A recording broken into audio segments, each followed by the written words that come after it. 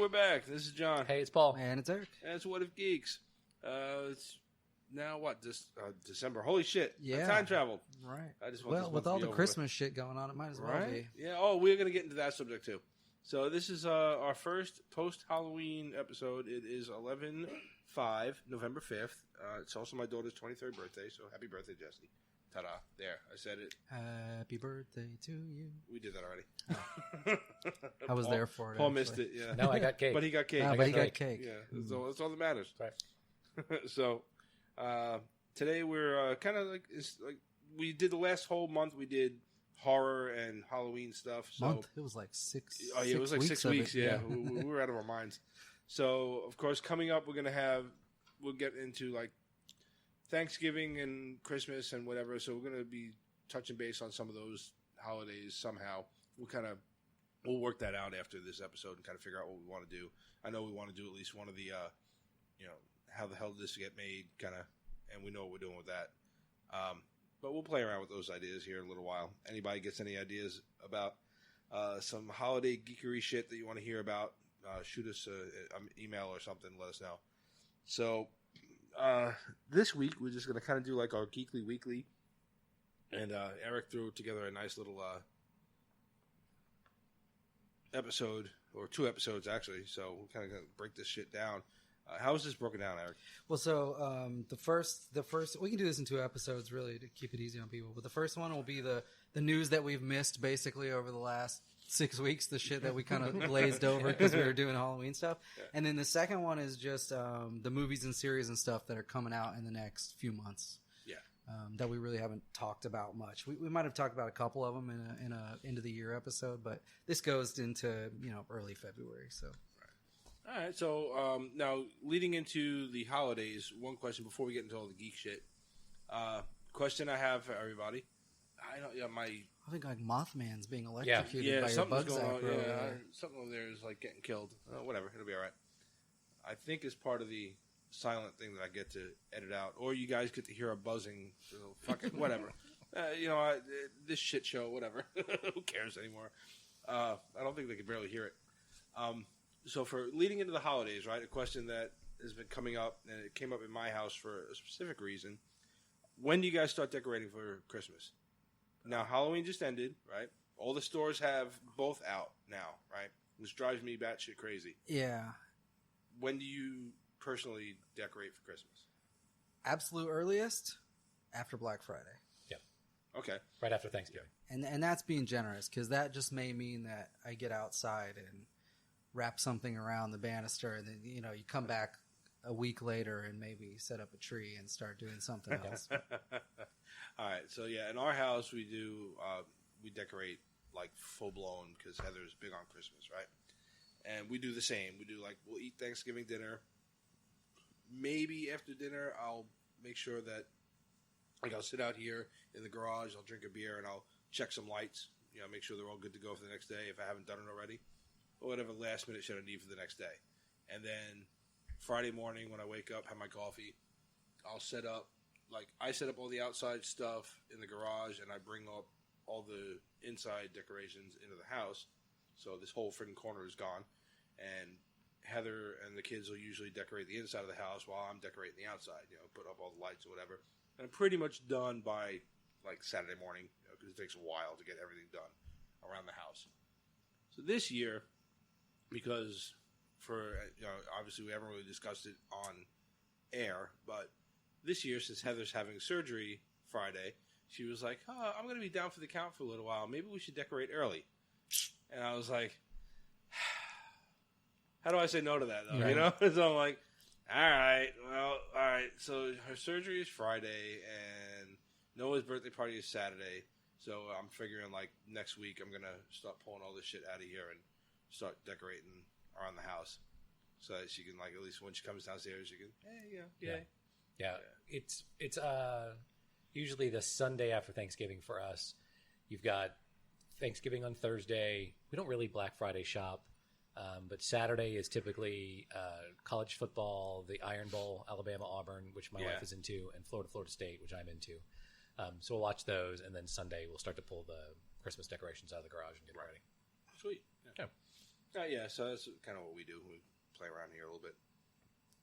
Our tradition in Illinois was that we do Thanksgiving, and then the next morning at 4 o'clock or whatever ridiculous time, the girls would all go out and do their Black Friday shopping. So by Friday they'd be dead. By Friday afternoon they'd be dead, and so we wouldn't start decorating until Saturday, Sunday at the earliest. The earliest, if we even got to it that weekend. Yeah, we used to go Black Friday shopping in the morning, well before Noah was born. He actually did when he was teeny tiny. He was like a month old, and he went with Heather, and then we went to breakfast. We used to have another tradition where I would take Jeff and maybe Corey, and we'd go out and do some shopping on one end, and then Heather would go with Jesse and go do whatever else, and then we'd meet at IHOP or Cracker Barrel or whatever, later on, for breakfast. Right. So got a lot of funny stories about that kind of shit. Yeah, we haven't Black Friday shopped in forever. We just Cyber Monday now. Yeah, we do too. Yeah. There's nothing I need so badly that I'm like, I should get in line at 4 a.m. on a Friday morning after Thanksgiving to wait for Plus $50 off a TV. I don't get up that early to run for my own personal health, so I can't imagine. Right. Yeah. Well, now plus it used to be for a while there the TVs were the big thing, but now they're all dirt cheap anyway all the time, so it doesn't matter. But the reason aside from Noah being born and just us kind of walking away from it was it stopped being Friday morning where it was fun and it started being Thursday evening. Right. I'm like, I get it. Even Friday morning, I get people that will complain about that because it's so early in the morning. But dude, come on, man, let them eat. Right. Right. Let people eat and relax. Everyone's worried about, okay, I'm going to scarf down food and then run out in the middle of a turkey coma. Right. Right. People should not drive on that much tryptophan. Yeah. I wonder how many accidents happened recently because of that. It's kind of interesting. So, all right. So I'm probably going to decorate early this year, so nobody get mad.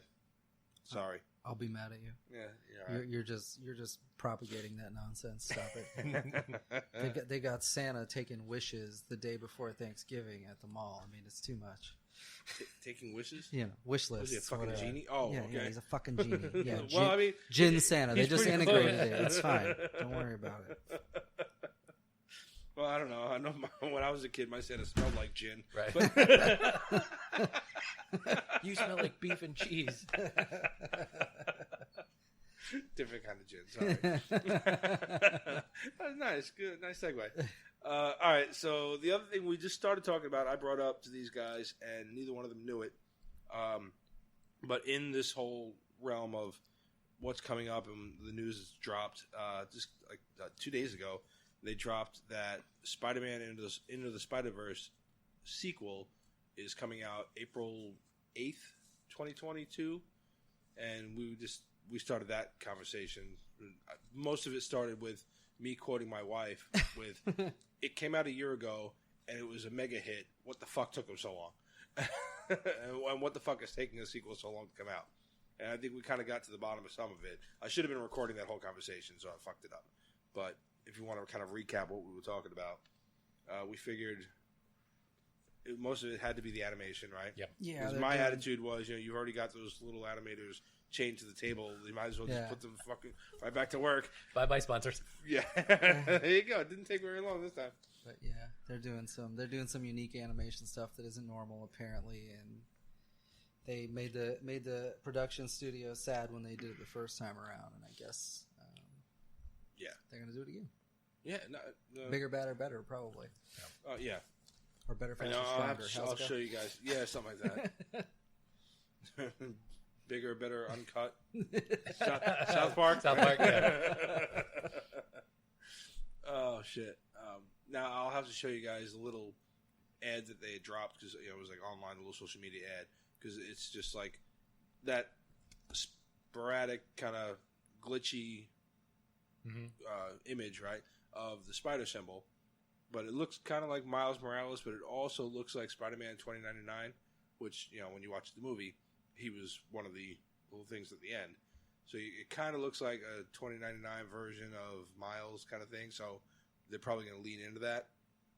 and then it kind of like it keeps glitching and the colors keep shifting, whatever, and then it just says April 8th, 2022, whatever. But it's kind of cool, So that's all they dropped, but everyone, of course, lost their collective minds. 4 years ahead. What are you gonna do? They Yeah, obviously don't have any footage yet. They don't have any footage. Yeah, It was 3 years ahead, right? 3 years. yeah, it's all right. Math is hard. Can be. It's one of our rules. No politics, no religion, no math. There you go. We misspelled meth, and it worked for us. But all right, so on to our. If anyone's got anything to add before we get into this list, nothing. No, I don't think. Well, everything I was thinking is already on. Yeah, you made the list. So, yeah. All right, so you want to hop into it then? Yeah. First things first, trailers and movies. So there is a Grudge reboot, if you didn't know that already. Yeah, I saw the... Did you watch the trailer? I watched this trailer, yeah. All right, so this is actually, I think, incredibly creepy compared to the Grudge reboot. Well, it wasn't a reboot, but the Grudge that they did in 2004. It was the American make, yeah, because they had that... but the only two I can think of are The Ring and The Grudge.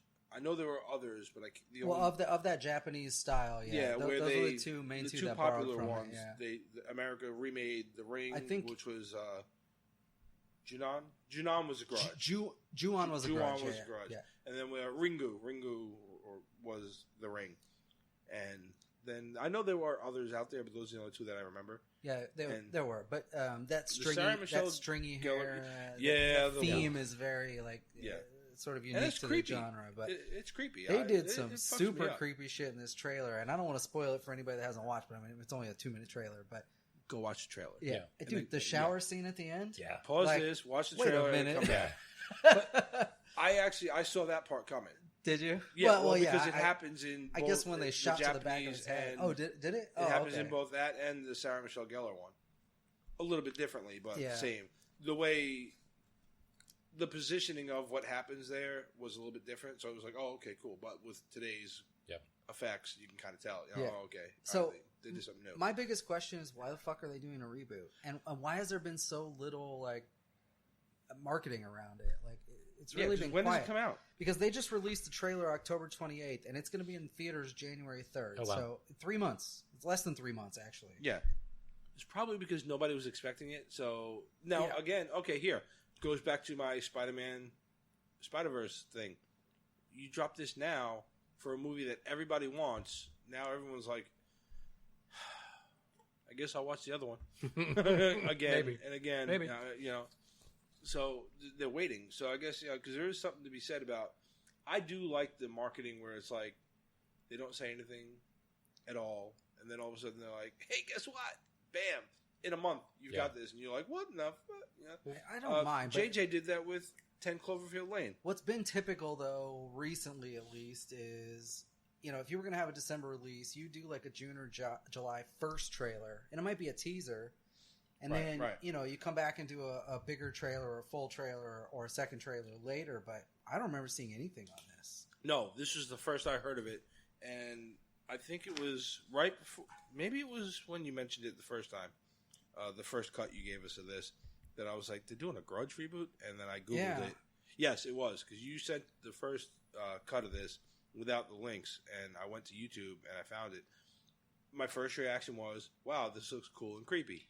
My second reaction was, are we doing this again? I actually, this story... I want to see it on one hand. On the other hand, I'm like... Well, from the 2 minutes of trailer you get, I think it looks way good. Better than the original... I mean, the original Grudge Sarah Michelle Gellar one? Yeah, I mean, it was sort of largely a ripoff of that. I mainly saw that one for Sarah Michelle Gellar. I'm not going to lie. And to be fair, there's really, at least, unless I missed them, there's nobody famous in this one, is there? I saw John Cho. Right, the guy, and so he plays Sulu in the Star Trek prequels? Reboots? I think they're reboots. I don't know what they happened earlier on, though. Anyway, it doesn't matter. That's not important. But yeah, that's the only person I recognize in that whole thing. I don't recognize anybody else. I looked at the actor list, and I'm like, these are mostly nobodies. Yeah. But it looks creepy as shit, so I'm kind of excited to see it. I may not see it in theaters, but... I probably won't.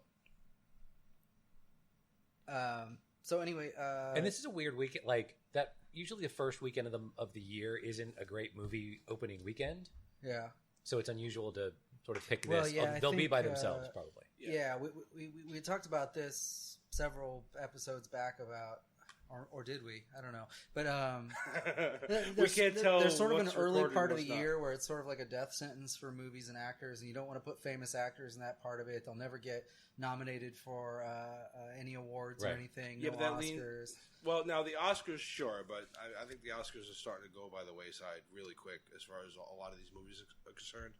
My thing with that is starting around Deadpool, when Deadpool dropped in February and like blew everything out of the water. Well, set records for that month, but Right. but I mean that's the whole point, though. But it proved that you could have a really popular movie, a blockbuster type of movie, in these dead months. So But now, what did they it leave kinda on the seems- table by doing that? Is a question, though, right? They were already like pretty much guaranteed to have a good turnout, and so they drop it at the beginning of the year, and it was great. But how much more great could it have been? You know, that's kind of Yeah, sure, but what I'm saying is what they prove is that I don't think because all right, think about how many times this year we've complained. I don't have enough time to get to all these movies. Yeah. There's no more dead spots anymore. Well, yeah. So You this, spread them out and there's just true. own a weekend. The time we were complaining about that too is the latter half of the year, the July to December, end of summer, which is when into the fall, everybody yeah. tries to release their big blockbuster hits, particularly like October. So I mean, I don't know.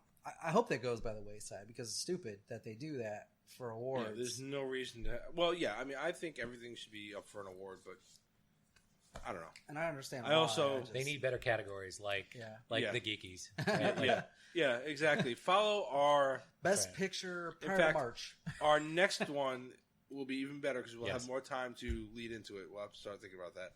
We did that in what, September? No, we did it around the time that the Academy Awards came out. Oh yeah. Okay, all right. We'll have to do it again. All right, Yeah. that sounds like a plan. We'll do what the rest of the industry will not. That's right. Because the Geekies are kind of a combination of the Oscars and the Razzies, all Yes. rolled up into one. We'll show you how it's done. Yeah. So there was a new teaser trailer for The Witcher drop. Did you guys watch that? Hey, did you hear there's a Have we- Witcher show? Oh. Yeah, have we talked, Get have we Heather, talked get about The Heather. Witcher? Have we Have talked about you that? talked about it yet? Can you text her and ask her to call in or come in and say that in like maybe 20 minutes? Yeah, that'd be great. Did you guys watch the trailer? Yes. No, I missed it. Go ahead. So there's a lot more action in this trailer than the previous one. I'm clicking on it. Yeah, it's very I don't know, it's very medieval-esque action with sword fighting and all Yeah. that stuff. But you do get to see at least one, because the whole thing is he's like a monster hunter, right? And you do get to see one of the monsters, and it's very like I don't know, hunched over, gray skin, horror-esque weirdness. And Yeah. I hope there's a bunch more of that in the show, because to be honest, It's like a the sword fighting Guillermo stuff is del kind of Toro boring. type of monster looking thing. Like, did it look like Guillermo del Toro, Yeah. sort of? Yeah. Wow. Lord, I I'm apologize. trying to think of what monster. I mean, it was hunched over and it's gray skin and it's sort of like in the woods and it's walking all okay. weird. And Okay. but who knows? I mean, I know of The Witcher. The Witcher I've should watched be the fighting the everything other up to shit we giant talked about. dragons, so Yeah. we'll see what they do with it. But I like the way they presented it anyway. Looked like it could be cool. Definitely more exciting than the first little teaser trailer they did. So. All right, We'll cool. see. We don't know when And that's. it's Henry Cavill too. We might as well throw that out Yep. there too. Oh yeah, it's Henry Cavill. Pretend we know what we're talking about. We don't know when this is coming out there. Start They to sound still have professional. not officially announced a date. The only thing we've heard is maybe mid-December it'll come out on Netflix. And I don't know if they're going to drop the whole series or if they're going to trickle release it like seems to be popular lately. Yeah. But it's Netflix, and Netflix tends to do a complete drop all at once. So hopefully that's what they'll do, and they're just trying to iron everything out. Next trailer that dropped was actually today, and I just threw this on here last minute. Yeah, I missed this one too. I'm going to have to watch this later. Bad Boys for Life. You should watch this. So I this watched is this. the one they released today. Is Time a to save the world. it's a Red Band trailer. Yeah. They do a lot of Yeah. plays off that in the trailer. Oh, okay, cool. See, like I Yeah. called it. It's pretty fun. it, It looks pretty funny. Honestly. Martin doing his best. Danny Yeah. Glover. I'm too old for this shit. That's funny you mentioned that because almost the entire way through the trailer, I was like, I liked this when it was called Lethal Weapon. It's amazing how much bullshit I'm calling on this movie without seeing the damn trailer. And the premise of the movie is well, it's a little bit sad and tired, but it could still be funny. Yeah. So Mike, somebody is trying to kill Will Smith's character. Yeah. Mike, yeah. Somebody's trying to kill him. Mike Lowry. Yeah. And so then Martin Lawrence's character To anyone of any type of other than white persuasion, we apologize for our bad impersonation of Martin. So Martin Lawrence's character comes out of retirement to like help him figure out who's trying to kill him and protect him. Yeah. That's the premise. But there is the whole thing like, that's it. I'm retiring. I'm out of here. I'm too old for this. And, and there's this sort of almost a split screen of like Mike Lowry, getting his guns ready and putting his jacket on, and Martin Lawrence in his bathrobe. And as he starts the car, like he pulls the thing back on his recliner, and he's got his white socks on, and then he has to come out of retirement to. All right. So I'm looking forward to it, but that is also soon on the list. It'll be in theaters January 17th, so it's not that far out. Cool. I think you can already book tickets for it. I'm pretty sure. It's okay. I'm not in that much of a rush for it. I haven't bought my Star Wars ones yet. I gotta go buy that one. Save me a seat. All right. Moving on. Oh, okay. I would like to formally apologize for backing this movie that we're about to speak of. So dropping out of trailers and into actually in the theater stuff. Again, what I say? Like, I haven't even seen it yet, and I'm apologizing because they got me again. I said there are two types of trailer or two movie franchises that get me with their trailers. It's Transformers and Terminator. So Terminator Dark Fate dropped on November 1st in theaters. They had projected, if I remember right, about $45 million on the opening weekend. It ended up at $29 million. At that rate, $29 million is we don't do math. I know. That's not good. $29 million is what Terminator Genesis made on its opening Genesis? Genesis? It's spelled Jenny weird. Smith? I don't remember which I is a Y or what. It's okay. You tried. You gave it a shot. I made the effort. I think you got it right. I think this is correct. No, I think it is. Sure, we're going to go with it. In any case, Terminator Genesis did roughly the same on their opening weekend, but that's what they were projected for. And I think the important part about this is that Terminator Genesis had a total budget of like $150 million or so. This one is $185 for production and another $100 for marketing. So the article I read earlier today said that the studio is projecting they might lose as much as $100 million on this. So I'm pretty sure whether it's $100 million or $50 million, if they lose that much money, this is the end of the franchise. This is it. All right. And the only thing you'll see in the future is like a totally new storyline, maybe complete reboot. I'm going to go ahead. It's going to be years away, though. So go ahead. Let's talk about this for a minute. And I've seen a couple of articles. I think we shared one about. Oh, I sent one to you. The get woke, go broke. Yeah, that's what I was about to say. That's the new thing of these sort of woke movies that people aren't seeing. But I wasn't going to see it before I understood that it was woke. I looked at it and I'm like, oh, Arnold, okay, yeah. But I was going to give it a shot just because the trailer looked cool. But then I was like, But I wasn't rushing out to go see it. I had a lot that I wanted to see before it that I haven't had time to go see. So this wasn't on my list. I think then to hear, I hadn't seen. Here's the thing: Terminator is an amazing movie. The very first one. Yep. Terminator 2 Judgment Day is almost perfect. The original Terminator, is an amazing horror movie. Ish. It's just a good sci-fi horror. Sure. Terminator 2 Judgment Day is an amazing action sci-fi movie. Yes. Like they switched it up a little bit. But they're both just really good. They're just really good movies. Terminator 2 was the highest grossing film of the whole franchise until Genesis, which just barely beat it. I don't know. As weird as that would be. We need. And I think when they made the decision to forget everything in the middle and go back and do a prequel to Terminator 2, I think that was largely on their mind. On this one? We had a good formula in the beginning and let's go back. We ate it the fuck up. Right. But when did Terminator 2 Judgment Day came out in, what, the 90s? It was 90. During... All right, I know for a fact it was during the Guns N' Roses Use Your Illusion tour because it was You Could Be Mine was on there and it was like the big... So think about that. I don't know what the numbers sort of, adjusted for inflation and whatever, what T2 would have gained in today's dollars. 91. But it's such an amazing movie. And since then, everything has been so formulaic in this franchise that there's no reason to see another one of these. And I agree. There's no reason to see another one of these. I agree with you, and I keep watching them because I keep hoping they'll find that magic. And what I was hoping for was they had Sarah Connor back, Linda Hamilton. Yeah. James Cameron was back, at least in a stronger suit than he was in the last ones, And where Arnold. he was just going, "Oh, okay, I love these movies, whatever." Yeah. Arnold's back, whatever. Right. So I was hoping, but to the that was the article I shared with you guys, that Get Woke, Go Broke. Yeah, it's not wrong though. It's not wrong. And here's the thing, because this always goes back to what I keep saying. I don't mind you having an agenda. Stop trying to throw it down everybody's throat. I think what it's going to do now is, so it wasn't high on my list to start with. I'm probably not going to see it now. Now that I know some of this stuff. You know what they did in this fucking movie? They completely said "fuck you" to everything that happened before. Right. John Connor is a savior of humanity. Yeah, dies he dies in the first 5 minutes of the fucking movie, and now it's this girl, because you have to have a female protagonist, or that's going to go forth and save the world. Everything was all about an agenda.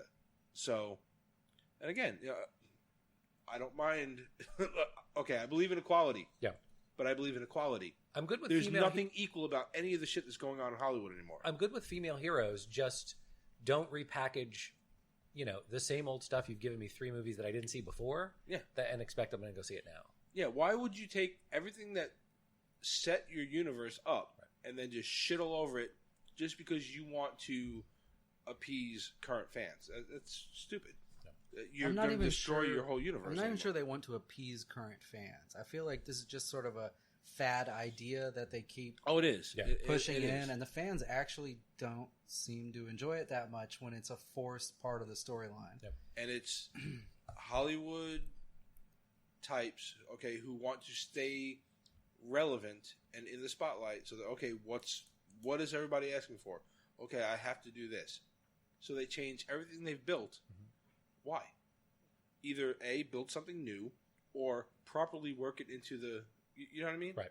Like, all right, if you had taken from Terminator 3, which was not a great movie at all, but where they did the Judgment Day thing, right? The girl that John Connor meets right before Arnold locks him into the damn bunker, right? She, by the end of the movie, had at least she seemed to grow into like someone who could stand next to him. Tell that story. So, like, you've already established at least a feasible female lead after Sarah Connor, someone who could stand next to the savior of humanity that you've already established. Right. So why not tell that story? Why are you going to just reboot everything? It's stupid. To be fair to them, it shouldn't be like a mystery to us why they're doing it, right? Because they had like what was the Catching Fire? Hunger Games? Yeah, Hunger Games trilogy did awesome. Yeah. Okay, but there's a reason for that. You could look at Captain Marvel did over $1 billion. Yeah, that's what I just went to look up. Yeah.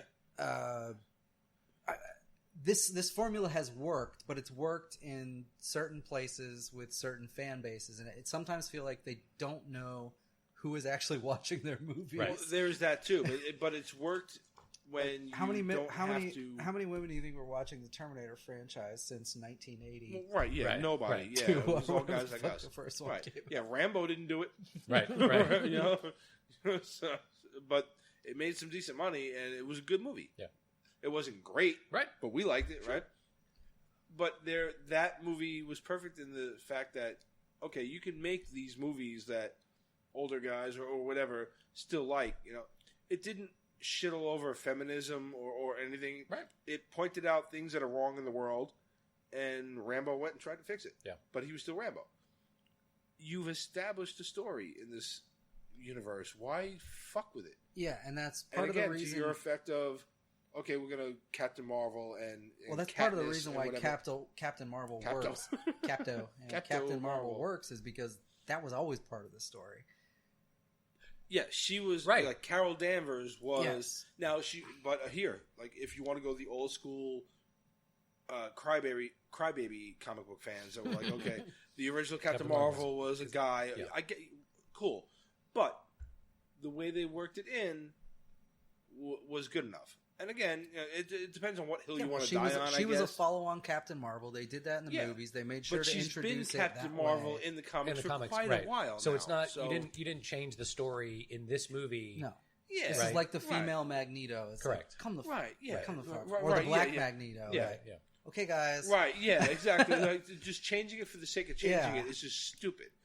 Make an established character and go with it. Right. Yeah, there's no like I keep saying, Kamala Khan, Miss Marvel. Mm-hmm. She's taken on the Miss Marvel moniker, but she's taken it on because she's paying homage to Captain Marvel, right? Because Captain Marvel is not Captain Marvel. She's like, well, Miss Marvel is a name that's out there. I want to be it, and her power set is different. But she's established herself as a good character, and the people love her. And now she's getting either an animated series or a real series on Disney Plus. We'll be getting into that in a little bit. But do that. Yeah. Don't just try to force, again, don't stop forcing your shit into people's lives. Just do your thing, man. You know, make your own story. It's stupid. So, yeah. So, thanks, Terminator, for shitting all over my dreams again. Okay. Hey, maybe it'll recover. Yeah. It'll become a cult classic like Birdemic. Last thing on the in theater stuff. Just because we did a review on it, I want to bring this up, and we put a poll up on the page, and it was about 50-50 split of whether people thought Joker could overtake Deadpool as the highest grossing R-rated film of all time. It has blown it out of the fucking water. So yeah. Deadpool 2 was $785 million. That was the record. Joker is now at $936.9 million in global box office. And it's not done yet. As of when you wrote this, right? Yeah, so, and it's not done yet. And so it may break $1 billion. It might be just barely, but it may break $1 billion before it leaves the theaters. The fanboys will go see it again. See it one more time just to get it to that level. So this is the highest rated, which is fine. The highest grossing R-rated film ever now. That's going to be the next standard to beat. All right, now, here, because we all know my standpoint. I didn't need it. I didn't want it, but I enjoyed the movie. Yeah. We did a lengthy review. Right? Yeah. Separate from everything else, I enjoyed it. Now, what does Hollywood, and more specifically, what do DC learn from this? Oh, well, I think this Joker is going to find his way into the Batman trilogy that's coming up. Even if it wasn't planned, he's going to find his way in there. Only if Joaquin Phoenix will do it. Yeah. Like, it's all contingent on... I'm afraid of it. It's all contingent on Joaquin Phoenix doing it. Even if he won't do it, they'll take this as an origin story for whoever is going to be the Joker. I mean, maybe he influenced the Joker. And I really hope they don't. Or something. I really hope they don't, but I agree. But I think they will. I'm already concerned about this Batman movie. Listen, man, this is $1 billion in the box office. They're not going to fucking ignore this, right? But DC has systematically learned the wrong lessons from every one of their fucking successes. There's some truth to that, but we're going to get into something other DC here that is new and a little bit surprising. But we'll get into the Batman later too, because we're going to talk about Batman. I think we can talk about Batman. Yeah. So DC will be. I actually had Star Wars scheduled next, but we could jump straight to DC if you really want to. I don't. We're on a roll. Might as well. Go into the DC stuff? Yeah. Okay, all right. So we're going to do this in Page. reverse order. Let me show you here. So we're going to start. We're going to start down here. Okay. Okay. So the Watchmen show, yeah, I read about that. the Watchmen series debuted October 20th, which we didn't talk about at all. And you've watched? I've watched the first 2 episodes. There's actually 3 out right now. So I've watched shit. Yeah, I haven't seen it. Okay, cool. You should definitely watch it. So let me tell you what I can tell you. So Lindelof is a writer. You guys know this. Did Lost. Mm-hmm. If you watch this and you've never seen any Watchmen or you've never read any Watchmen comics, you don't know anything about it, you're going to feel like you just watched Lost. Really? Like, why the fuck are there so many loose ends? Like, what the fuck is going on? Right. If you've read the comic, there's going to be very few loose ends here, and it's a really interesting way to do this. So I watched this with Becca, and she was like, what the fuck, what the fuck, what the fuck? I mean, and you were like, holy shit, holy shit, holy shit. There's like so many throwbacks to comic stuff, and you're just like, if you watched it, okay. If you haven't, it's like, I can understand where it's like, what the fuck. So let me give you some. Give an example. Spoiler alert. Spoiler alert. Spoiler alert. Spoiler alert. Okay, so in episode, I'm pretty sure it's episode 1. It starts raining baby squids. Okay? I'm so glad he ended that with squids. It starts raining baby squids. So if you read the comic, you probably know what that's a reference to. Sure. And if you haven't, you're probably like, Becca, like, fuck is it raining? And it's not just like a little event that just happens and they move on. It's like, like sirens are going off, like there's a tornado coming, and then everybody stops, the sky gets dark, and all of a sudden this shit starts raining down. It looks like snails at first, and then I realize when they do close-ups on it, like, oh, those are little squids. Right. Okay. Right? And then later in the show... It's a reference to the end of the comic book. Yeah, and then later in the show there's a reference to, is the squid... I don't want to say what they say, but is the squid thing a government hoax or whatever? Right? Right. And sure, this fuels the opposition force in the show. It's a 9/11 cover-up. Shit. It's part of what okay. fuels right, it. nice. So everything is from... You see these guys wearing Rorschach masks, and again, if you haven't read the comic, you're going to say, what the fuck? And if you have, you're going to be like, I know who those dudes are. Yeah. Right. It's just a bunch of that, It's a bunch of that, Okay. like, there's so many comic references in this that you'll get right away if you ever read it, and if you haven't, you're going to be so lost. And I was talking with my friend Hector about this after I watched the first couple episodes, and he's like, my fear is the only people that will ever watch this after the first episode are people that read the comic, which is nobody. Right. Yeah. In the grand scheme of things. in the grand scheme of things, yeah. And then that'll end up being there'll be no second season, or maybe that's as far as they'll get. And you'll all never right, get so to I see definitely it. need to watch this so that they'll make a second season. It's a good way, though. It's a good way for. I'm going to be the changing one. Yeah, I think. there's two new guys, two new viewers, two new viewers. Season We're 2 saved. is coming. We're saved. Well, if you spin it right, our numbers are up 200%. So anyway, you should definitely watch it, though. Definitely watch it, please. All right. So DC is apparently they announced they're going to do a new spin-off series for CW, and it's going to be a Superman Lois Lane specific storyline. Now, it's a Superman from Supergirl. Yes. Okay. Mm-hmm. Now, on that note, they're doing Crisis on Infinite Earths. Yep. Right? Have you guys watched any of this shit at all? Because Heather and I have watched the first few Flash episodes of the season and a couple of Arrow. Arrow's kind of lost Heather mostly. It pisses me off, but sorry, I just took the whole thing away. Arrow does the flashback to him on the island, right? Mm-hmm. But then recently they started a flash forward to the future, which is okay. I get it, but none of the other shows do this, right? They maybe once or twice, like all right, Flash runs through time and then whatever. But Arrow specifically will you'll be watching Oliver Queen do something, and then it flashes back to him on the island, and then he wasn't really on the island because they had to figure out ways to tell the story of the flashbacks of how he learned how to do shit or whatever.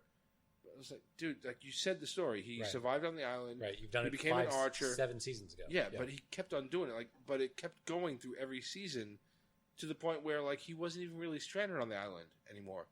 But that was the whole part of him becoming Green Arrow was being stranded on that fucking island. But he wasn't. He had been back in Star City. He'd been trained secretly, in Hong Kong. right? Yeah, all secretly. So what the fuck was the point? So it lost itself in that side of things. They should have stopped it. If they would have done it the first season just to kind of tell his backstory of what was going on and then stopped, it would have been perfect. Yeah. But because it was a part of the show, they wanted to keep on going with it. So now they started flash forwarding. So Heather's this fucking show just confuses me. I'm just done with it, really. She just watches it for background noise. I watch it just because I want to see how it connects to Crisis now, right? So we watched Arrow and Flash. They're building up the whole Crisis thing. The Monitor is walking around, right? And I know we've briefly discussed what's going to happen with Crisis as far as all these guest appearances from past DC shit.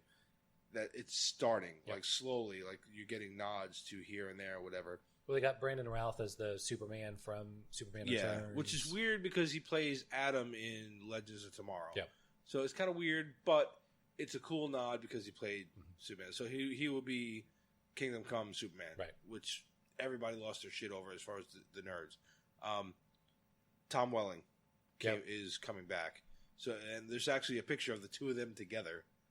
And you're like, holy shit, you know, two Supermen together.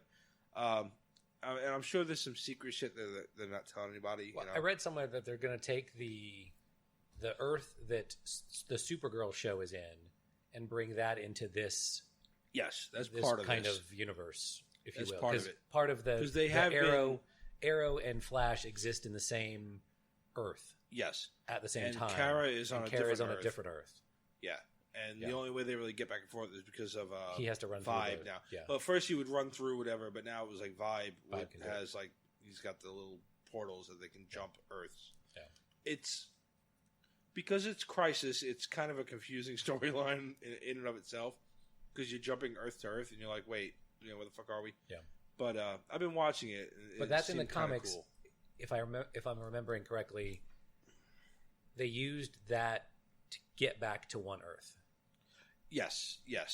Basically what happened was DC was like, we have too many, so many effing planets or universes that right. we need to streamline the shit. Yep. So the Crisis thing destroyed, and it was a cool storyline. Yeah, they killed everything, and that's like that iconic. The first time, and they mimicked this shot routinely throughout comics was Superman's holding Supergirl, and she's dead, and they do that routinely. Like Marvel has mimicked it, when people. But there's always that one shot that you always see of him holding her. Yep. They're doing that in this one, and they keep pushing like Flash is going to die, but they're ending Arrow, so I'm pretty sure it's going to be like Oliver's going to step in for him or something like that. But there's some random shit that's going on in there that looks kind of cool, so I'm looking forward to how they do it. Here's my only thing about this Superman and Lois Lane thing is it's a little bit too much Lois and Clark. Yeah, from the Terry Hatcher, Dean Cain, 90s-ish, whatever that was. I think that's part of the point, though, is to broaden the audience a little. And that was an okay show. It might be. That was okay. It wasn't great. It was okay, but it had Terry Hatcher. Terry Hatcher. It was Terry Hatcher, which was the only good thing going for that show. Really. Yeah. I don't like this Superman. See, I've barely because I don't watch Supergirl too much, so I don't see him too often. But he like the couple times I've seen him, I was like, and he's all right. Here's the thing, but I even like Brendan Routh better than him. Well, they took it seems as if they took a guy who he's a little bit slight, right? Like he's not built like Henry Cavill, right? He's a little bit more slight because Supergirl is the main character. And so you don't want a Supergirl that's constantly overshadowed by Superman. Yes. So you take a Superman that is a little bit slighter. He's not physically imposing. He's not, right? He's not as Superman as Superman. Correct. Yeah. And I agree. If you, especially going into this type of storyline, if you would have gotten someone like Henry Cavill, the reason I like Brandon Routh is because when he played him in Superman Returns, he was specifically trying to play a sequel to Christopher Reeves. Right. And when you look at him, he is legit like Christopher Reeves brought into like here, And even sometimes when like he plays Adam on Legends of Tomorrow, you still see that type of like he can't get out of that because he's doing the comic book thing. But so even a different character, he's still kind of like Christopher Reeves. But so I'm really looking forward to how they end this thing. I just want to see. Slight tangent since we're talking about DC shows in the Arrowverse. Have you watched Batwoman? No, not yet. But I saw her in the last crossover they did. Yeah, it's okay. I've watched the first two. It's okay. Okay. Here's the. Okay. Okay. All right. Everybody's in agreement. All right. We're good. All right. Okay. Here's the thing. Thanks, Alexa. What the fuck was that? I don't know whose phone did that. Alexa thinks Batwoman is okay. Well, ironically, Batwoman would probably lesbian jokes. Yay. Here's the thing. So the entire premise of the show is that Batman is missing, and no one knows where he's been missing for 3 years, and no one knows why. And why has this not been addressed further? Right. And so you start with the only reason that there is a Batwoman to start with is because Batman is missing. Yeah. And so you start with a hero who is the lesser version of Batman, right? Her backstory is sort of traumatic, but not as traumatic as Bruce Wayne's. She's cousin. Right. She's trained, but she's not as highly trained and dedicated and sort of psychotic about this thing the way Bruce Wayne becomes so that he can become Batman. Not as strong, not as, just sort of not, everything's not as much as Batman. And so it's unfortunate that you have to start with lesser version to start with. This entire CW DC universe has been weird because there's been no actual Batman. Right. All right, so like Gotham was on Fox, right? Yes. So you had Gotham. All right.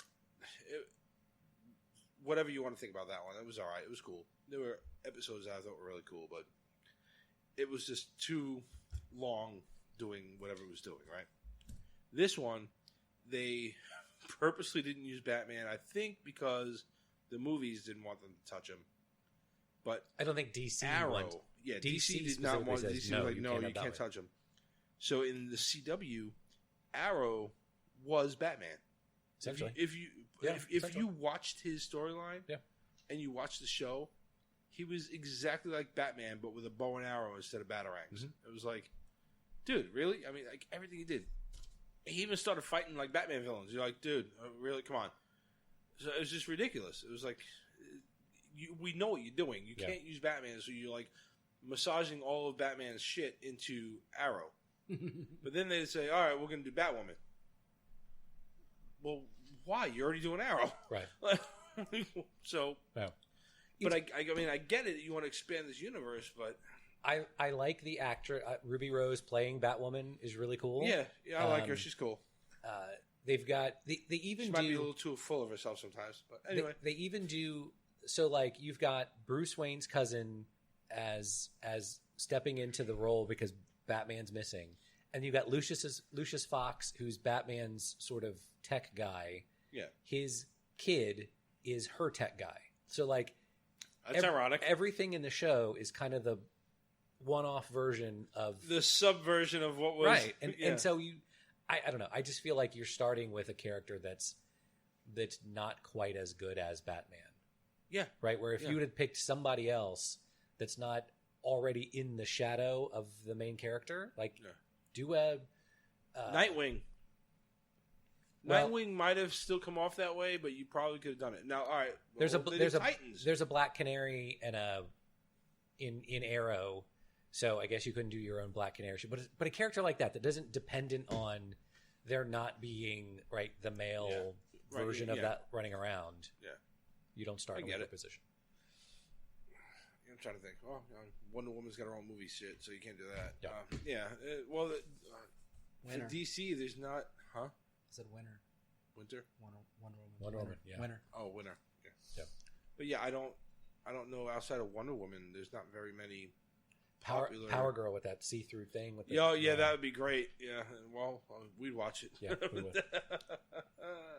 Who do you get to play Power Girl? That's a side tangent. There you go. Anyway, so yeah, we went off way on a tangent on that one. We did. So I want you to remember a name, though, if you guys don't know it already. Greg Berlanti. You heard that name? Yeah. He's the executive producer of all this stuff. Yeah, basically. So he was a writer and producer of Flash. He was a writer and producer of Arrow. He was a writer and producer of the Green Lantern movie. We won't hold that against him. But he also produces... No, you can never forgive him for that. He also produces... he's writer, not producer for Supergirl. He was a writer for DC Legends of Tomorrow. You're going to hear that name several times while we go through this because it seems like DC has finally learned, not that they listen to us, that continuity is an issue in the DCEU, and you need to kind of have they should have been listening to us.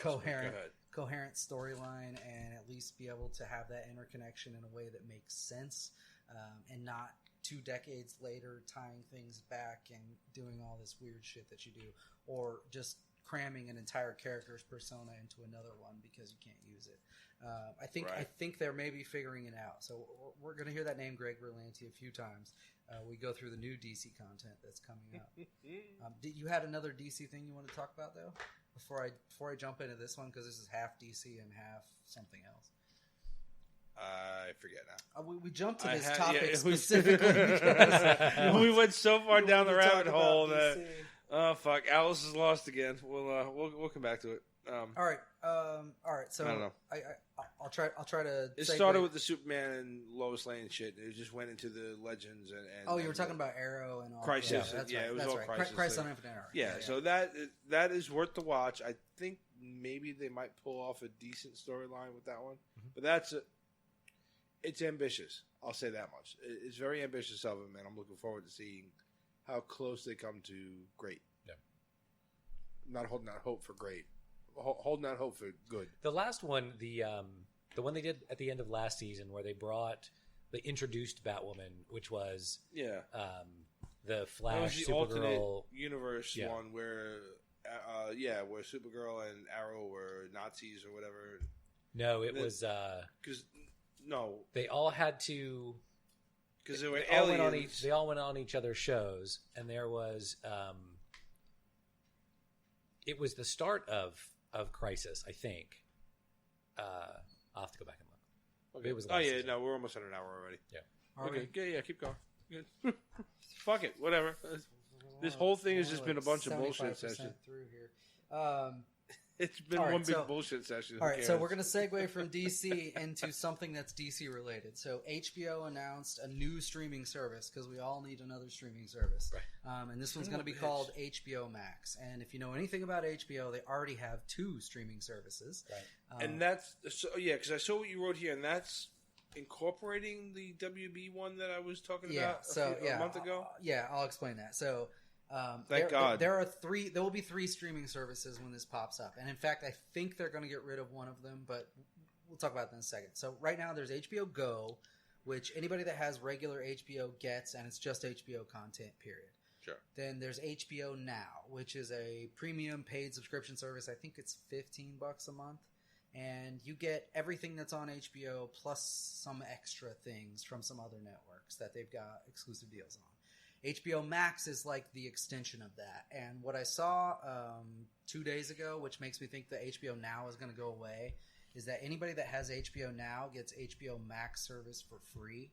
So I think what they're going to do is get rid of HBO Now. So HBO Max is everything that's on HBO, plus some new original HBO content that will only be available to Max users and will later be available to regular HBO subscribers, plus Warner Brothers content, and that means in large part a lot of DC shit, plus DC content, plus TBS content, plus Adult Swim. So they're adding that. Oh, damn it! And there's Like actually Rick and a handful Morty. more too. Yeah. Yeah, Rick and Morty is one of them. Yeah.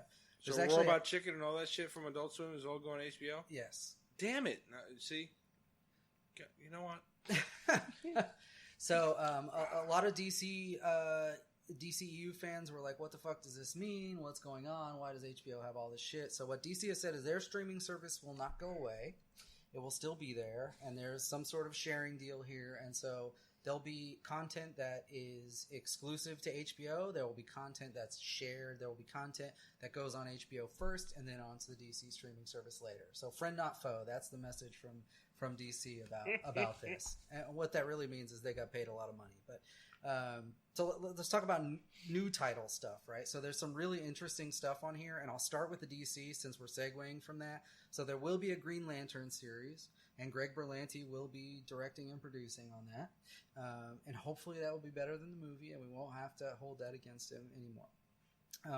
There will be a Strange Adventures anthology, which will each hour, I think they're hour-long episodes, will tell a different story from the DC universe. And so they'll just do that through every episode. It'll be unconnected to the last. So very similar to What If. Yeah, very similar. A DC version of, and so Greg Berlanti will also be producing that. There will be a DC Superhero High, which is a comedy, and it's supposed to be about superhero characters before they knew they were superheroes, with their powers and everything. Weirdly, Elizabeth Banks is producing this. Not that that's weird. She produces and directs several things, actually, but I just thought this was a strange thing for her to do a comedy superhero thing. Well, Maybe after it's she got her to face tie in with fried The off Boys, after The Boys. Yeah, who knows? So she'll be executive producer, Spoiler to alert. be clear. So she has creative oversight, but she's not actually doing any work on the thing. But and then Doom Patrol Season 2 will be on HBO, which was on the DC streaming service before. And that's also Greg Berlanti, of course. So as I said, you're going to hear this name several times. Almost everything that's on HBO that's DC related has Greg Berlanti's name on it for writing or producing or something. The only exception being the DC Superhero High. So there's going to be some other things, though, on that HBO stuff. One that made me laugh was they ordered 80 new episodes of Looney Tunes cartoons.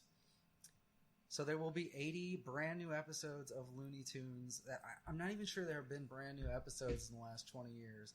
But Yeah, but that's kind of Yeah, so that part of your article is, or that part of your little yeah, bit on there is what got me. I was like, I want this now. well, one of the things that we have, because we have Sling. One of the channels we have on Sling is Boomerang, and Boomerang has like the new Looney Tunes. Mhm. So they've taken like Daffy and Bugs and whatever, and sort of put them in new situations. Right? Yeah. Yeah. It's not bad. But you know, the regular Looney Tunes will air before that. And you're like, these are so great, and then you get to this, and you're like, okay, that's not terrible, but Daffy doesn't get his bill shot off. oh, it's none of that. Yeah, Right. I guess I could understand that. They probably do get rid of a lot of that. Is it inappropriate? Is that the word I'm looking for? Because it doesn't seem like it. But Yeah, inappropriate stuff you can't do content. today, right? Like, yeah, you can't have Elmer shoot Daffy in the face, and all that happens is his beak Yeah. goes to the back of his head, and he just, Yeah. moves yeah. it back, and he's fine. So Can't do that anymore. moving along, then there will Try. be a Gremlins animated series. It's going I to wanna be called see that. Secrets of Mogwai, and it's going to be produced by Steven Spielberg. Interestingly enough, It's going to So ruin that the will first be- one. I'm going to tell you that right now. That will be exclusive. That- Yeah, that's probably my will. that's my prediction. I'm not It's sure gonna if it's fuck everything geared up. towards kids or what. I haven't seen the ratings or anything. I really don't know, but it sounds interesting. It's an interesting concept. Yeah, because the original was geared toward kids when Kate tells her story about no. You know what? My wife no and fucking daughter Santa were Claus. Right, yeah. watching. Good job. My wife and daughter were watching when I left the house today. The original Gremlins movie. Really? Oh well, you got a lot of explaining to do at home there, No, Lucy. Reagan's already seen it. She's already seen it. So that was the first when we were introducing them, trying to introduce them to horror. Sort of air quoting here, but horror movies. That's what we started with, Gremlins. And Reagan was like, "Awesome, love it." And Ethan was like, "No, I'm not watching that." See, here's my thing with this movie, though. Like, all right, for an initial horror movie, I want Noah to watch it because it's great, right? But Noah still believes in Santa Claus. There is a specific scene in that movie. Yeah, She tells the story. She tells the story of her Yeah. father, right? yeah. So there you go. Spoiler alert for Gremlins. Oh, or warning to our parent friends that haven't thought about this. 40 Before you let years your later. kids watch Yeah. this movie, think if your kid still believes in Santa Claus and you want to keep that magic alive for him, don't show him this fucking movie. Well, they don't show her, No, but- starting the fire and roasting the dad. Right, playing yeah, Santa but she Claus, says specifically that's when I found out there's no Santa Claus. Yeah. Dude, like, because Heather wanted to play it for Noah, and I stopped. I was like, no, don't wait. You got to stop.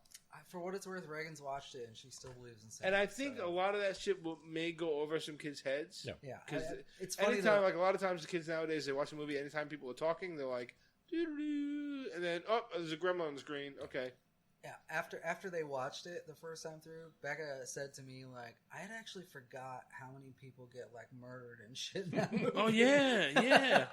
Like, Mrs. you- Deagle or you whatever the you fucking see name is something just when you're a launched on that kid and chair. you're just like, Yeah. oh wow, and you forget if It's you haven't seen Deagle, it in years. because the gremlin shorts her chair out right before they do it. They're like, Deagle. And they fucking launch her ass in the air. It's an amazing movie. It is. Now I want to go watch Gremlins. Thanks. Great. So, well, it's I guess free I know what I'm doing It's while free to I'm watch off. now on one of the services, which is why the hell they were watching it. But, No, while I'm off taking care of my wife, whenever she's in her Drunken. her drugged induced stupor, I'll come downstairs and watch Gremlins. I guess. So there's also going to be a Dune. It's called Dune: The Sisterhood, a series adapted from the Dune novels. I'm really interested in that personally. Okay. Dune movie's great, and I know they're going to do a movie remake soon. But to have a series on HBO could be really cool. Yeah.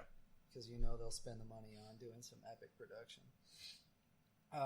Circe, which is based on a Roman mythology thing. I think it's sounded Circe. interesting. Oh, Circe, sorry. Well, there you go. Cirque du Soleil is based on Cirque du Soleil. mythology. Ridley Scott's doing a sci-fi series called Raised by Wolves. I don't know what it's about, so you'll have to guess, I'm afraid. Okay. There is a post-apocalyptic series they're going to do called Station 11. Yep, you had me in post-apocalyptic. Yeah, me too. I felt the same way. I don't know what the fuck it is, but now I'm Googling. There is a show called Avenue 5. So this is going to be like a futuristic space is like a big tourist thing, and something bad happens. But Hugh Laurie is like the captain That when I read that, you had me right there because I loved House. He's like the captain of the ship or whatever. So it's supposed to be like a funny comedy space tourism sort of thing in the future. So I think it should be interesting. I loved his deadpan shit in House. What was the parents that didn't believe in vaccinations? Yeah. He's like, you know what's really really good to invest in? Little baby coffins. I was like, holy shit. So his Dark Materials, which is a series based on the Philip Pullman books, which I've heard is really good. I won't ruin it for you. So that will be available not just on this service, but on all of HBO. It actually started yesterday, I think. Okay. But anyway, it'll be available on the next one you got me. Yeah, so House of the Dragon. So this is a Game of Thrones prequel that's supposed to tell the story of Targaryens.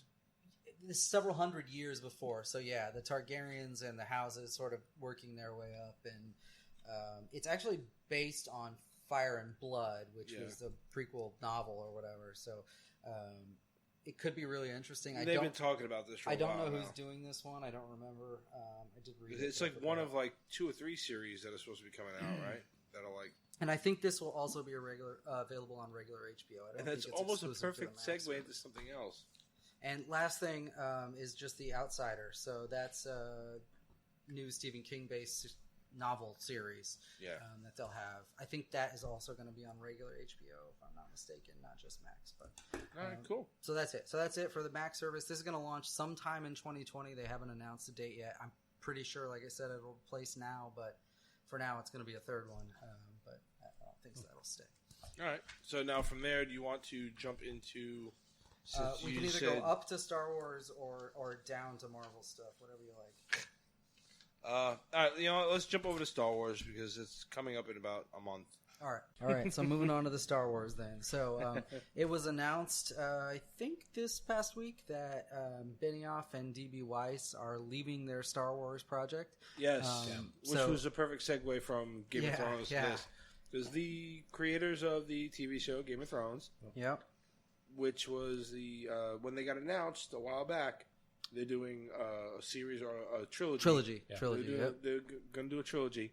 Everybody, including us, were like, "Oh, this would be great." Do Old Republic, right? Well, now they recently announced they're gone. Yeah. All right. I know this show is going way over, but we have to open up this can of worms. So we're going to call them D&D. Why? For the shortness sake of it, or just D&D. Okay, those two guys are D&D. D&D. Yeah. David and DB, D&D. Got it. Okay. It's just to save time because their names are too much. So they were going to do a trilogy based on the origins of the Jedi. That was formally announced. Yeah. Then they signed that fucking deal with Netflix, which was worth what, $250 million, something in that range. And no, it's coming to say goodnight, my buddy. All right, you ready for bed? Yeah. Not really? All right. Want to tell everybody good night? Night. Night. All right, love you. I know.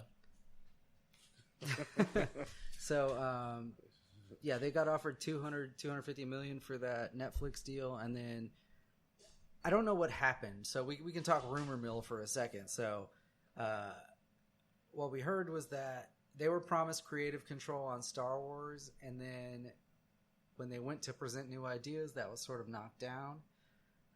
We also heard that, when I say we also heard, I'm talking about rumor mill sites now here. Start with what was their anything. Official announcement when they left?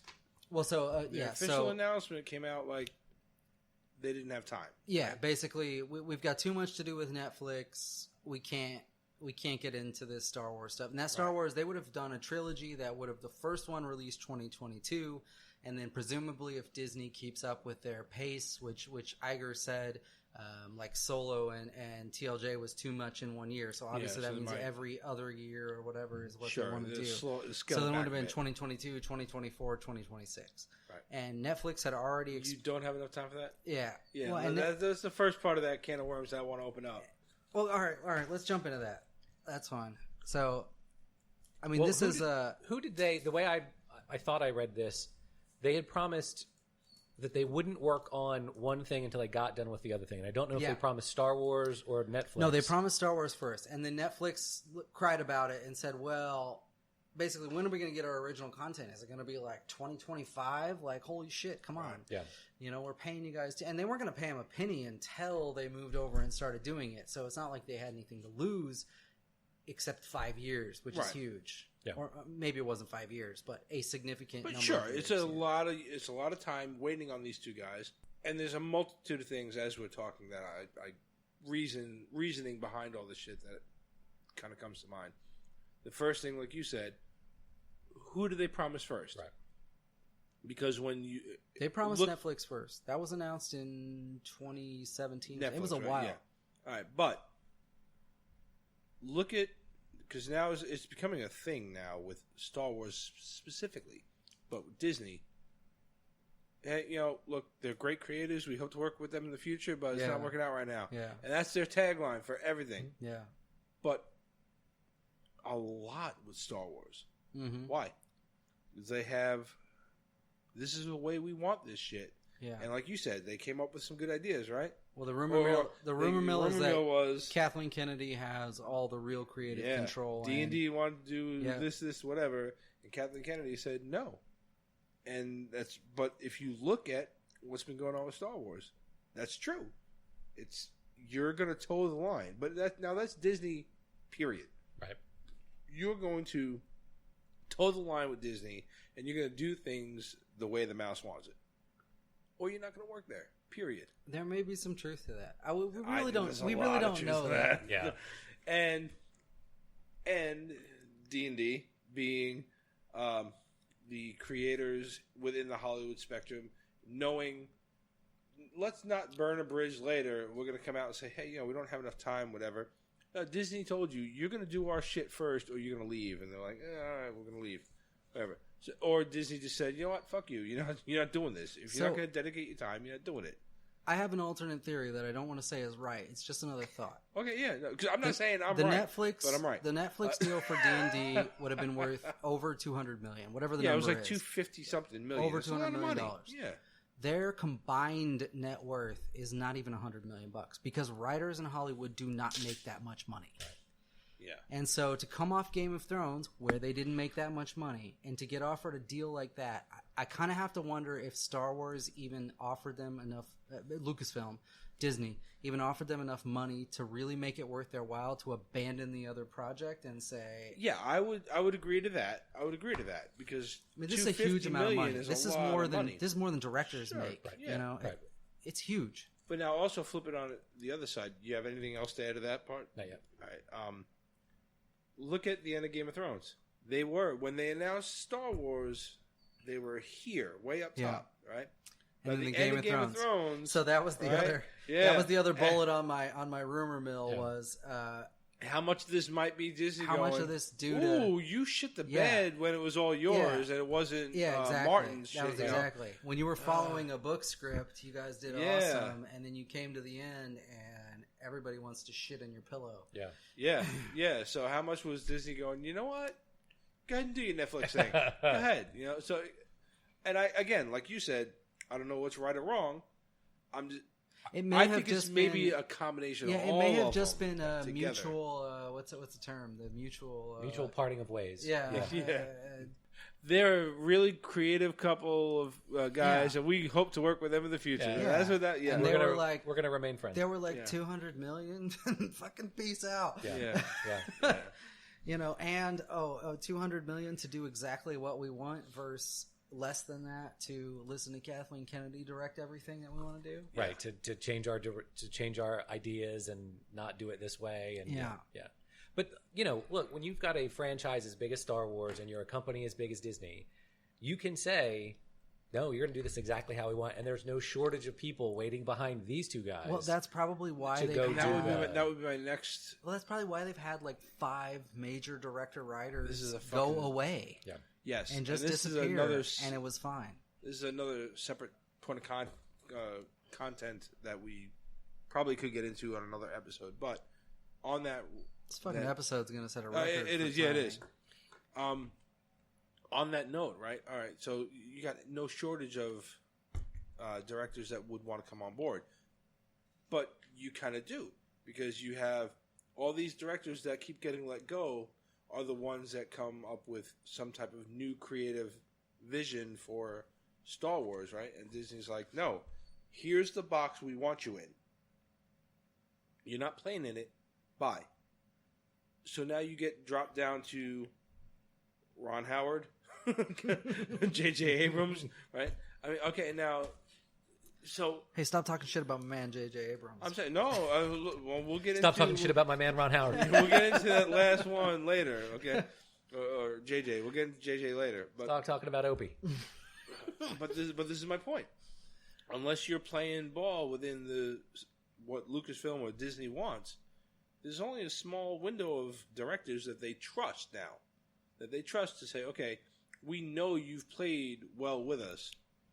So, from a directing standpoint or that kind of shit, which is something we really don't talk about too much, but who do you think, outside of someone like JJ who's doing it right now, who are they going to work with?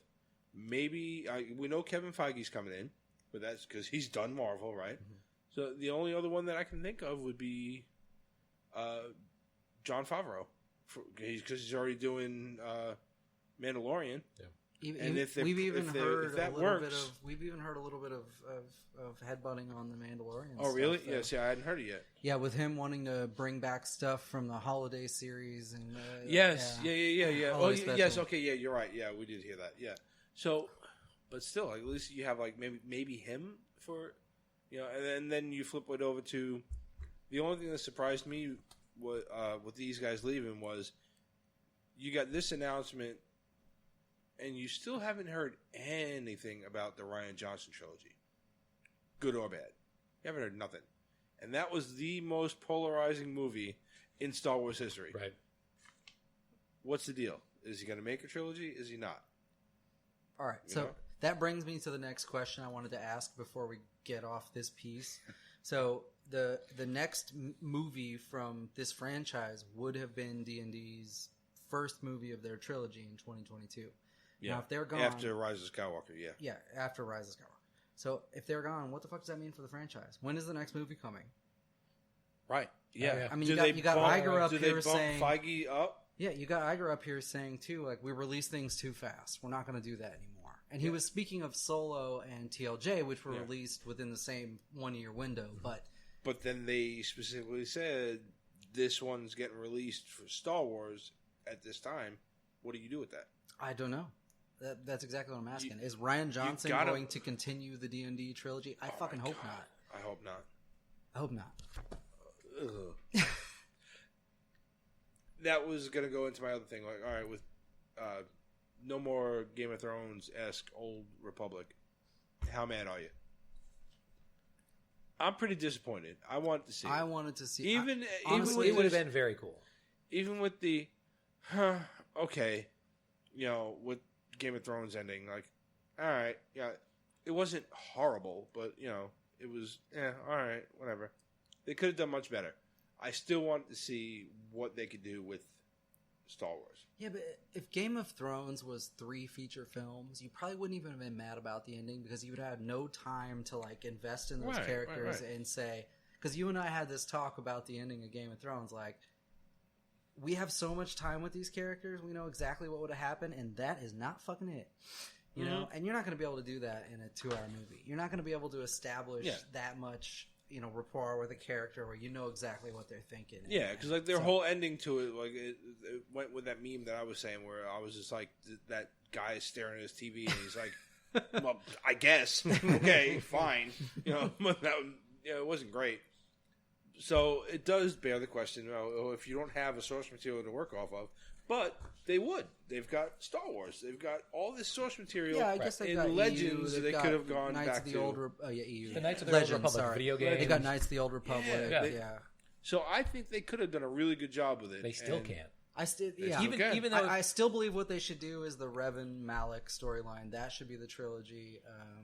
Because even if I'm saying specifically, even if D&D turns in an idea, thing that says we're going to do Old Republic, and they're like, okay, well, tell us more, and they, go down a road and they don't like it, you can walk that back with a new set of directors and writers and go, okay, Old Republic, you guys go. Yeah, I'm just saying specifically those directors, I would have liked to have seen what they could have done with Old Republic. It would have been cool. But, I mean, again, there's any number of insert name here, and I'm happy. You know what I mean? Like, I'm like, whatever. Because we don't really dwell on the director side of shit too much anyway. So, but there's a lot of them out there that I'm like, oh, okay, you know. Yeah. Throw that out there. But, yeah, all right. So, yeah, so that's Star Wars for that part. All right, so So we're they're done. gone. We're done for this piece, right? Until we go They're to the upcoming gone. movies. They're gone. Yeah. We don't know what's going to happen. Who knows? Could be years before we see a Star Wars movie, and that may be better for Disney, honestly, to capitalize on It might be. on the sales and the box Might be. office and the action figures and all that shit. You know, It as might be much better to as wait. when Force Awakens came out, I was like, holy shit, we're going to do this like every other year, even every though year. people were mad about it, it set records upon records upon records for sales for Disney. So maybe that is the right route. All right, so staying on Star Wars, but slightly getting off this. Can we get rid of Kathleen topic? Kennedy? I'm sorry, go ahead. Yeah. Anyway. go ahead. So they dropped a new Mandalorian trailer on October 28th. You guys watched that one? Yes. Yes. Oh, my God. Okay, so there are so many throwbacks in this trailer to PT stuff, to OT stuff. I think what I wrote here was Read it. Blurgs, Trandoshans, Carbonite, B2 Super Battle Droids, Dewbacks, and Ugnaughts. Oh my. Oh, my. But yeah, there's so many things in this trailer from The Mandalorian. And did you guys watch the follow-up? And Apollo Creed. Oh, sorry. Yeah. Sorry. Yeah, we'll just talk about them as one to save time. But did you see the follow-up trailer from Vanity Fair? They got to do a little exclusive teaser trailer on top of it. Damn it! You should have watched it. So there's even more. There's even more stuff inserted in there that is going to make you giggle. But so there's so many throwbacks to the original trilogy and the prequel trilogy. I mean, everything from creatures to planets to I don't even know. Just everything. Characters, the people in Carbonite. And we get a real idea of what... I like the fact that Carbonite is not just a one-off thing. Yeah. for Yeah. Han Solo. I agree. It's a... Yeah. So It's in the preferred means of bounty hunter storage. in the Yeah, trailer, there are 4. Yeah. So he's Like fighting a stacked bunch of Trandoshans, and then the next scene is 4 dudes in Carbonite. awesome. And then he's delivering them to, oddly, stormtroopers on some other planet. And I don't know what that means, but... On one hand, sorry, with the Carbonite, I'm wondering if they're going to somehow tie in why it was on Cloud City, or like, you know what I mean? Like, why is this specific technology on Cloud City? What were they using it for? Or did Vader bring it specifically for, you know what I mean? Right. So like that. On the other thing, in the trailer you put on our notes, did you note that they said something about, he's the best bounty hunter in the Parsec? Yeah, in Yeah. the Parsec. Yeah. Right? Did you catch that? Yep, Yeah. I did. Which now in And Solo, whoever they says did, that Yeah. says, "Is that true?" or something. Too. Yeah. Yeah. And he's like, "Yeah." because one of the biggest debates in Star Wars is Yeah. Han Parsec Solo, Millennium Falcon made the Kessel Run in less than 12 parsecs. Parsecs is a Unit of measure. unit of Distance, not time. Yeah.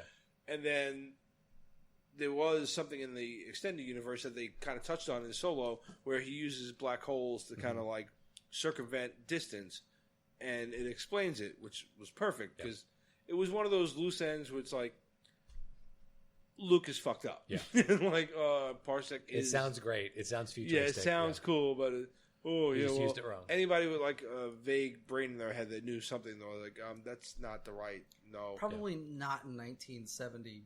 well, no, Seven, right, right, yeah, was. yeah, exactly, yeah. Because I didn't know until someone brought it up, and oh wow, that is a unit of distance. Okay, whatever.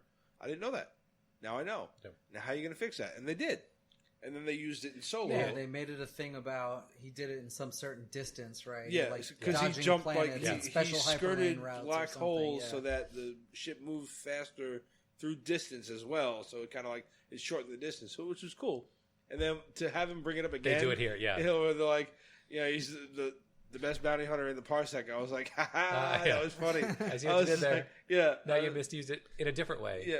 Well, to be an area. To be an area. To be an area. Right. Yeah. So like, all right, well, I get it. Kind of. Not distance It was or kind of time, funny. yeah. Yeah. So fuck you. Watch Yeah. this. All right, so we have an IG-11 fight scene, which we've seen before in the original teaser trailer. This is more footage. I assume from the same scene. It sure as hell looks like it. And so IG-11 is not IG-88. If we need to say that, No, one but he more keeps time. getting mistaken for him in the yeah, show, Yeah, which is what I think is going to be funny, especially with Taika Waititi voicing him. It could be. It could be. Well, fun. they said specifically it's a trigger for IG-11 that he keeps getting mistaken for 88, and he gets pissed. So, which I'm looking forward to that part. We get what? Oh God, 1 week. All right, anyway, what I think are flashback scenes, because there's a part where you see a little kid, and then he's like reaching his hand out or something, and the next thing you know, there's a couple parents and they're holding a child, but behind them is B2 super battle droids. So those could only exist in the the Galactic Civil War or whatever, which would have happened in 19 BBY, I'm guessing, something like that. Could they? Because there's a battle. What do they call them? The regular ones, the Roger battle droids. Mm-hmm. Those are the B1 battle droids. Yeah, there's one of those behind C-3PO in the last Rise of Skywalker. That's a fair point.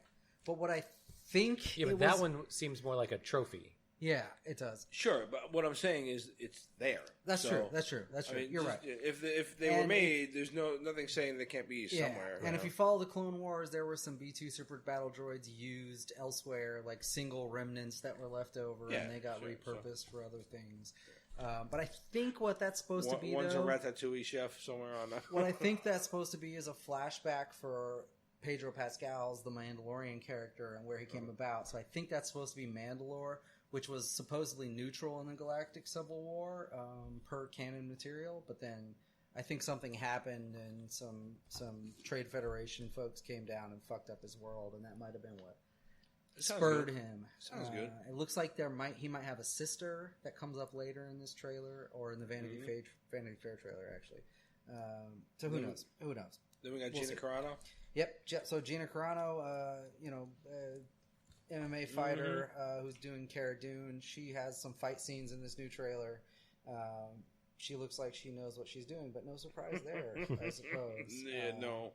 And I don't know how many episodes she's going to be in on IMDb. It says 1 right now, but I have a feeling that's not right at all. I hope not. Like, I hope not. I feel like the Cara Dune character will be in there quite a bit. And then towards the end of that first trailer, you see the Mandalorian with his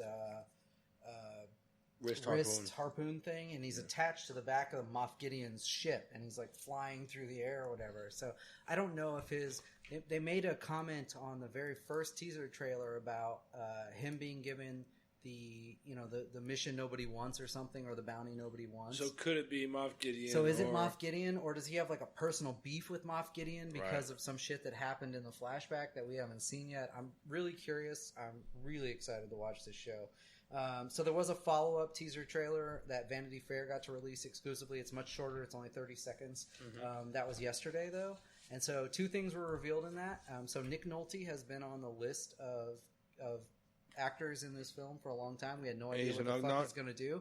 And then there's this Ugnaught that pops up in the Vanity Fair teaser trailer, and it's Nick Nolte's voice, 100%. I'm sure of it. I'm done. I'm sold. And so he's apparently some sort of friend to the Mandalorian, and he's riding with him in the desert. They're on dewbacks together or something. That works. I'm not sure what. And the really funny part is I watched a thing today that said the mask for this Ugnaught was actually made off of Nick Nolte's face. Oh, yes. And I can kind of see it. And then I heard a bunch of people commenting, or saw a bunch of people commenting on it. Saying, this is the first time we're going to get Nick an Nolte Ugnaught looks that like says this I'm anyway. too old for this shit. Yeah. No, that really is going to happen. Shit. See?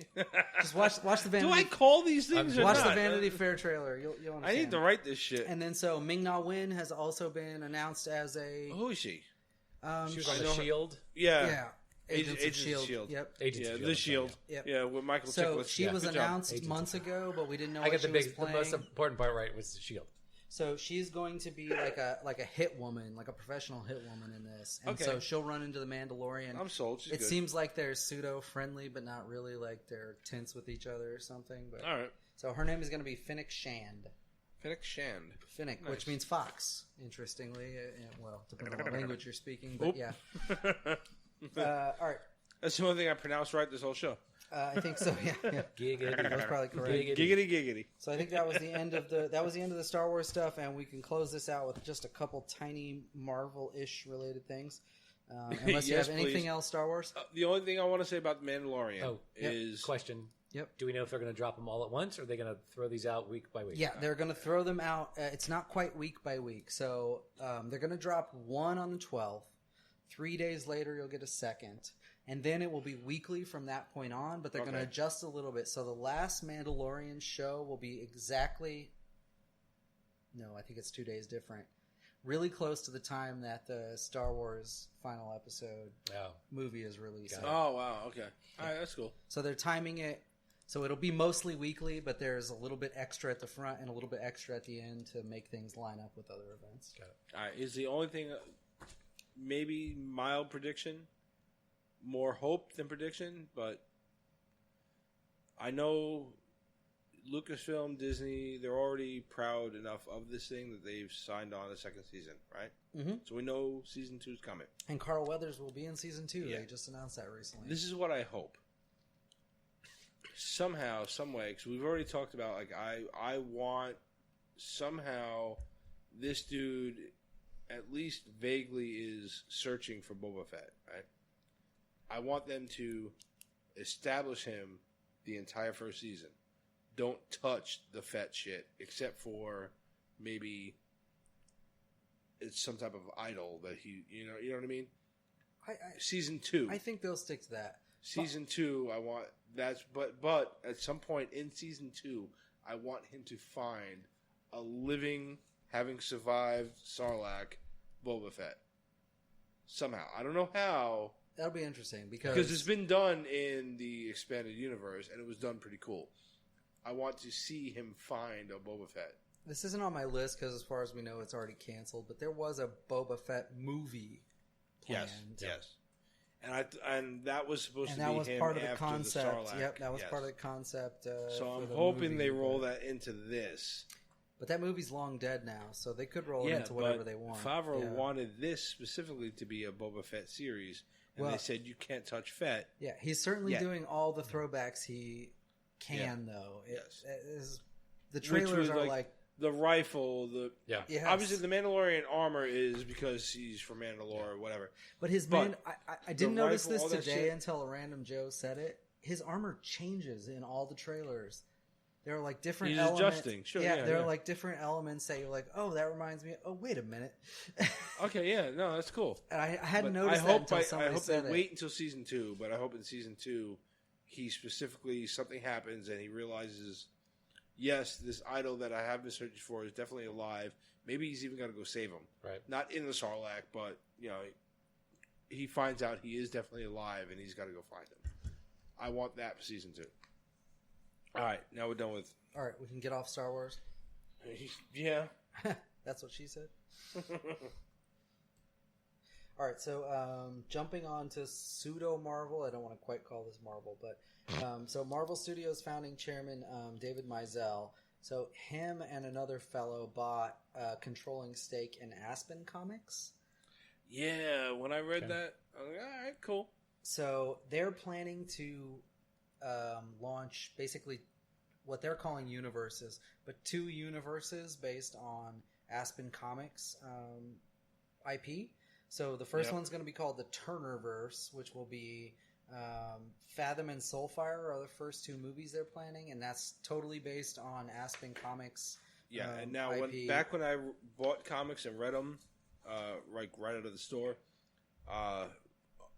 anyway, on a weekly basis, way back when, I remember Fathom. I remember just only seeing the previews for it. I never actually read. I think maybe I read like one of the, like the preview comics. Oh, okay, this is what it is.